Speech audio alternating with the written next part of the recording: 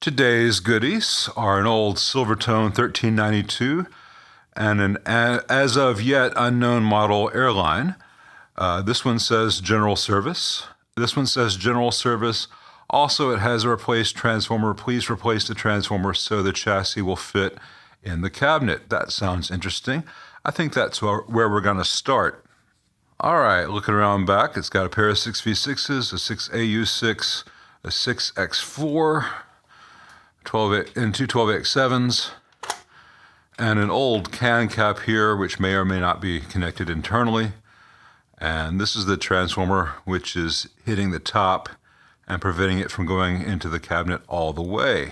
I've disconnected the speaker, which is a replacement speaker. It's the Jensen mod. And at least in August of 2009, it was still good. It probably still is.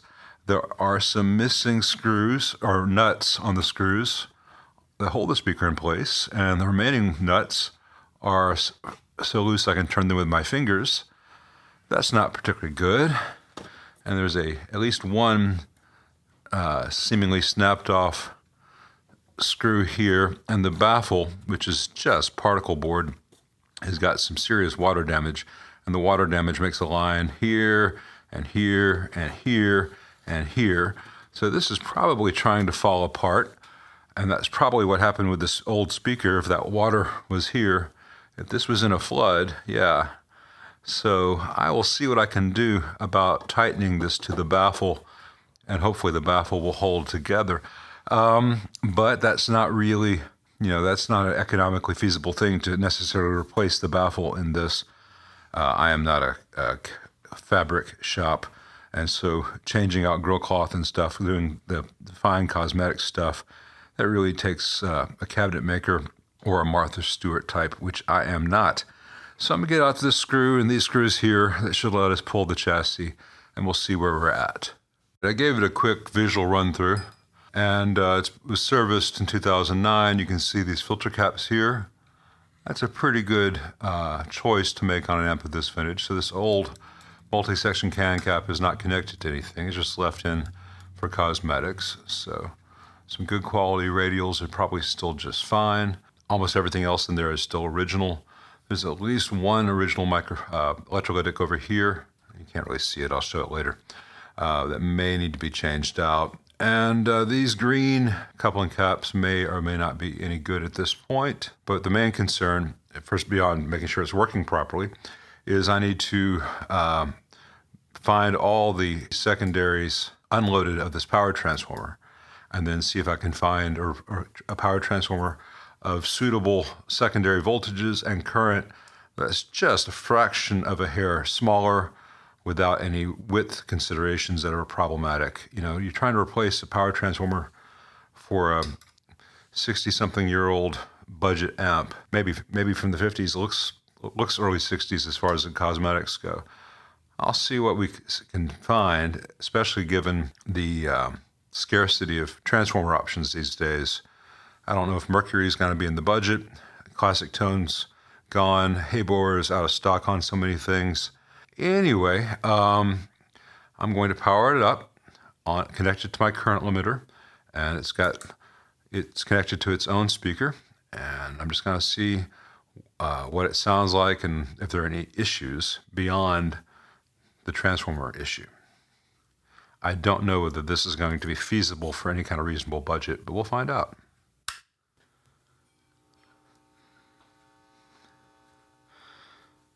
And based on the sound, those jacks don't shunt to ground when nothing's plugged in, which would explain that hum. But with the volumes off, there's no hum, so I think the amp's probably pretty healthy. Let me get a guitar plugged in, and we'll see what it sounds like just in general, and make sure the tremolo is working. And then I'll show you that electrolytic that I'd like to change, and make sure I haven't missed any in there, because it's a kind of confused layout. It's hard to show because of the angle it has to be on the bench due to how it's physically laid out. And then we'll see what the transformer measurements are. All right, I grabbed that blue sparkle strap from this morning's video. And I'm going to be on the neck middle, just so any hum I know is from the amp. It might be some transformer going into the transformer going into the pickups. But we'll see. Channel 1.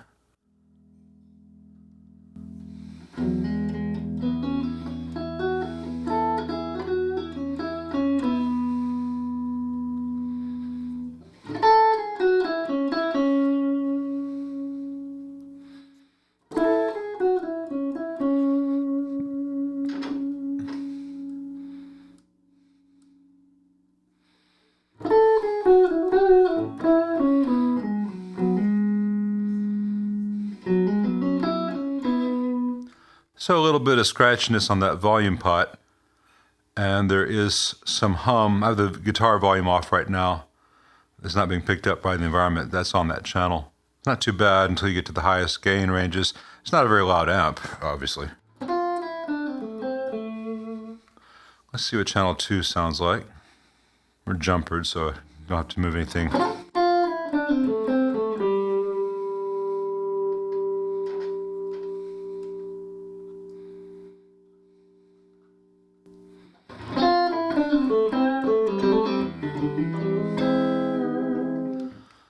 Same issue, just some hum. And that could be the ground scheme. I'm not sure how much budget there's going to be to reinvent this particular wheel. Let's try both channels together.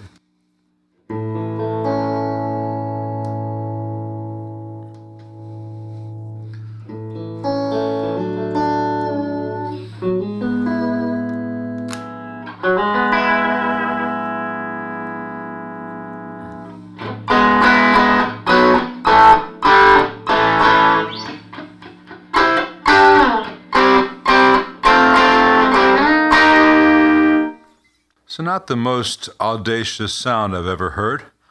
Let's see if the tremolo is working.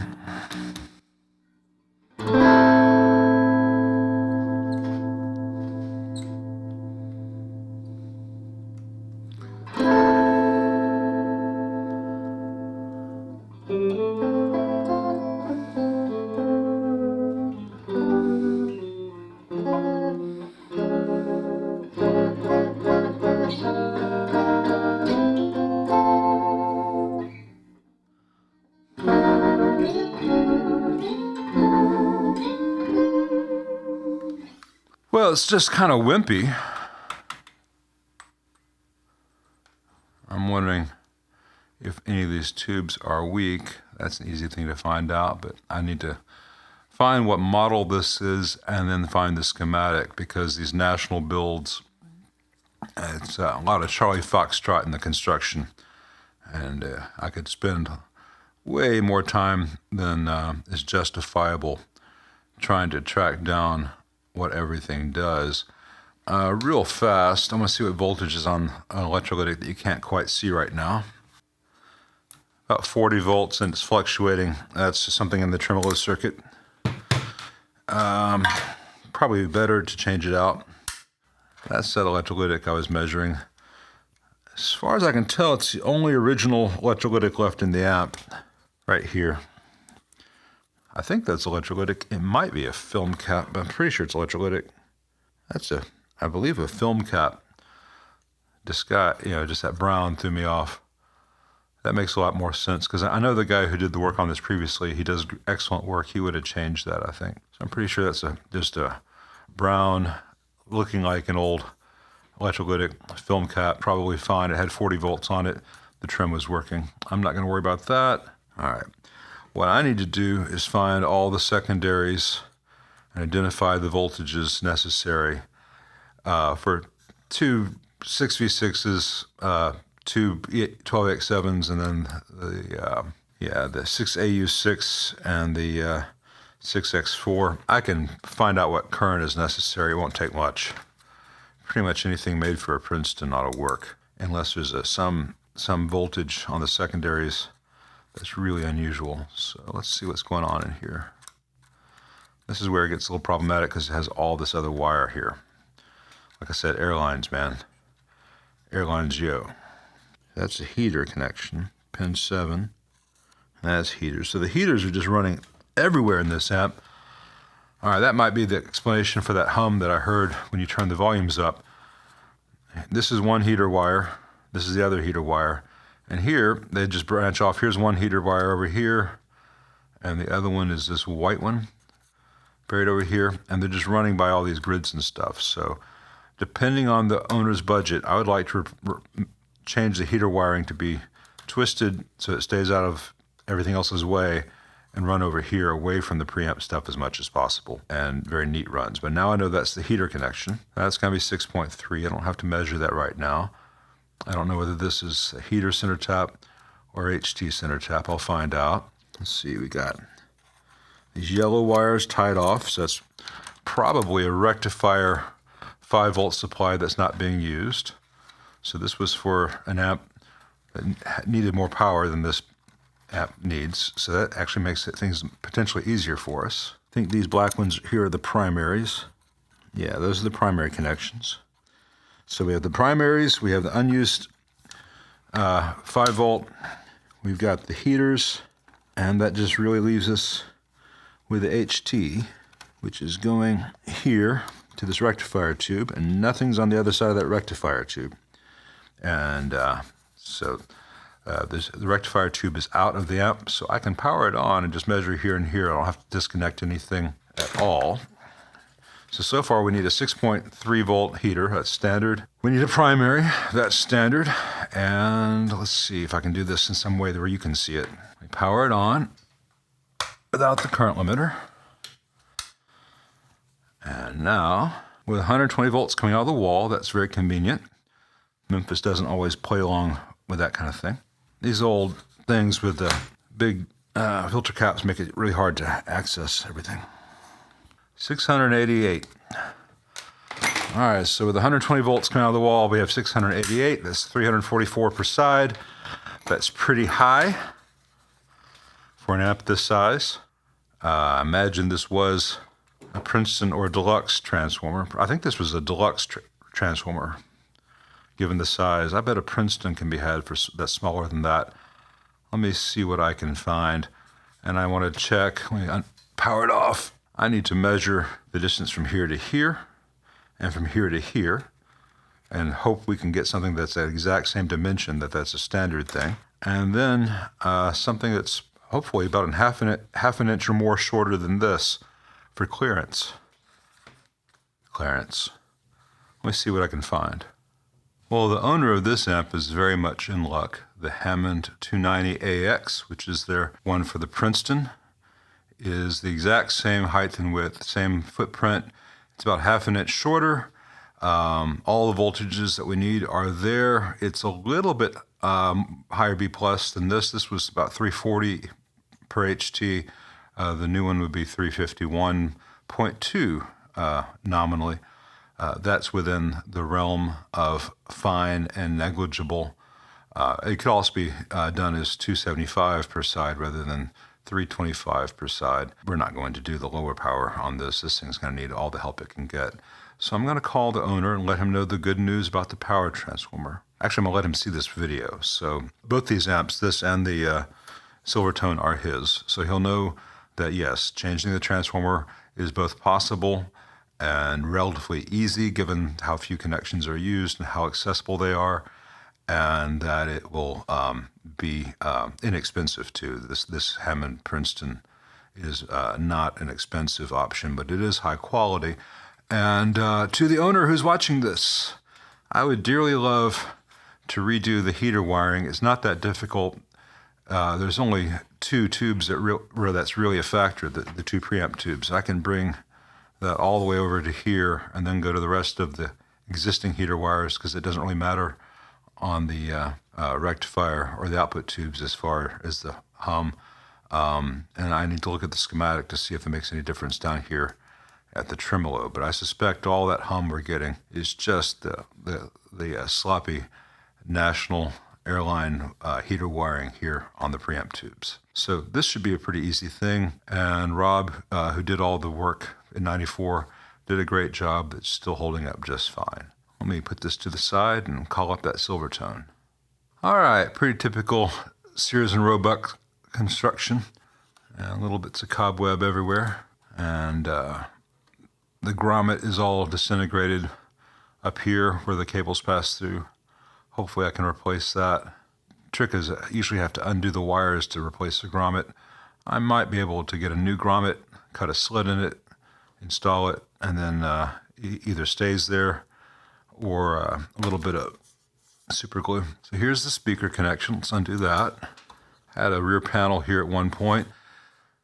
The tube that was here, some of these have a OC4, etc. that the amp actually works fine without and sometimes sounds better without. That might be what's up with that or might be missing. This one didn't come in for a specific complaint, just general service. And these amps that are in two halves are not always the most fun to work on. At least this one detaches. So here's one with an RCA. It's all got dust bunnies all up in its business. I'll have to get in there and clean all that. There's a multi-pin connector here that I'll get in a moment. I may have to take all this outside and blow it out. And this should just lift right up. Put this to the side for right now. Lots of debris in here from over the years. All right, let's see how this chassis is held in place. I see 2 screws top side and 1 screw here. I think that's all there is to it. So let's see, yeah. Real fast, since the all the nuts, so many of the nuts were missing on the speaker of the other amp. Let's make sure these are tight without over tightening. Especially with this press board construction, you have to be very careful. Now I put this to the side and get the 2 bits of the chassis, the 2 separate chassis up on the bench one at a time. Take a look. All right, unlike its airline branded brother, this one does have a shield plate here. Again, it's just sheet metal screws, and there's only so many times you can do those before the metal wears out and strips. So hand tools whenever possible and things like that. Ask any Ampeg owner about that. And one missing one, maybe stripped, like I mentioned. This kind of thing, it never pays off to be in a hurry. I think it just slides out. Or does it lift out? I think it slides out. Almost there. There we go. Pretty simple stuff in here. As you can tell, it's dirty. The whole thing's dirty. Nice shock mount for that preamp tube though. Look at that. That's just a whole bunch of rubber grommets stacked on top of each other. Pretty fancy stuff, but it obviously works. Non-shorting input jacks again, so it'll hum if you turn the volume up without something connected, but that's nothing major. So this is going to go outside and get brushed off, and we'll try to clean the panel off as much as feasible. Don't want to make it look brand new because then the rest of it won't match, but it can be better than that. And these connectors will get cleaned too. All right, here, let's pull the 6V6s and the other preamp tube. And again, this will all get cleaned out outside, and then the tube sockets will all get cleaned. All these amps which have the chassis in the bottom, the tube sockets invariably fill with the funk of the ages. And while Vincent Price enjoyed that kind of stuff, apparently amps don't, as a rule. Let's see what's going on inside here. All right, non-original fuse holder, supposed to have a 2-amp fuse. IC brand filter caps. I don't see any visible leaks. There are different series of IC caps, and just because it's gray and says Illinois or IC doesn't mean it's necessarily bad. It's the ones that Fender uses in their production amps these days since the 90s that tend to be garbage. They saved $1 or $2. 2-amp, 250 volt. Doesn't say fast or slow. I'll probably replace that with one that I know is a slow blow just to be sure. Same green caps that you saw in the airline branded one. Lots of cobwebs, lots of dirt. Nothing stands out as particularly problematic. Some replaced resistors, at least one replaced filter cap. They replaced, not filter cap, coupling cap. The replaced filter caps, good work. Another replaced electrolytic there. Or is that original? No, that's a replacement. It's a replacement that hasn't been made or available for a while, but it is not original to the amp. I'll see if I can get a date code off any of these electrolytics. Though judging by a couple of other clues, I imagine both amps were done pretty much the same time in the early 90s, so it may be time. I'll certainly know once I hear it. But there's nothing problematic in here with the work that was done. It may just be time for change, or everything may be hunky-dory once all the cobwebs and dirt and dust are out. And there's just so much yuck. Anyway, I'm going to go have a cup of coffee and take all this funk nasty stuff outside and brush it off and blow it out and start cleaning tube sockets. Then we'll put it all back together. I will be armed with the schematic, and I'll know if that missing tube is something we need to worry about or just a choice someone made. Judging by the amount of dirt in here, I don't think there's been a tube in this socket for a very long time. So odds are the amp works without it. Maybe that's vibrato and the owner just never used the vibrato. Either way, I can get a lot of that dirt out, and maybe he just hasn't heard it. Maybe he would love it. We'll see what the state of the amp is. I believe that same tube type is in the functional airline, so I can transfer it into here and see what happens. All right, after cleaning things up quite a bit, still not spick and span, but it's much cleaner. I'm going to turn my attention to that hole there in the chassis and possible remedies. I don't want to have to charge the guy to undo all these solder connections to get this wire undone and then put a new grommet in. I'm going to see if I can just slide a grommet in with a slit in it, like I mentioned before, but that's pretty critical. This one's still okay, but this one had just dissolved. This all cleaned up very nicely as well, including this side. Even that tube socket that had not been used in a long time. That is the tremolo tube. It may have been left out intentionally so as to give the amp more gain. All right, it's all hooked up. And again, just like the other one, I've got the current limiter on. I'm going to power it on and wait a little bit and listen. I've got the volumes off, tone control at noon, tremolo off. And again, I'm running through the speaker of the the airline. I'm hearing something on the microphone. It's because the input of this is not, doesn't have a ground reference because it doesn't shunt. And I have the volume off on the guitar, so I'm not hearing anything there. So let me grab the guitar.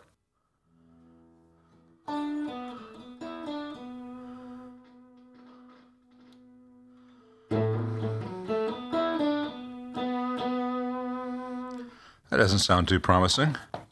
Let's try the microphone input, see what it sounds like.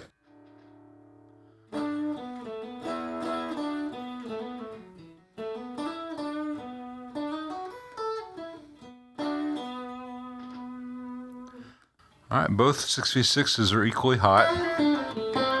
That's a quick and dirty way to make sure I don't have a completely dead tube, which could give a sound like this.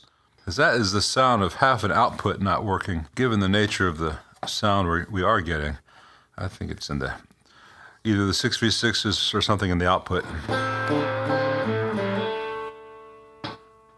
All right, I'm gonna measure some DC, and I really want to check the DC at the grids of these 6v6s. 37 millivolts and 41 millivolts.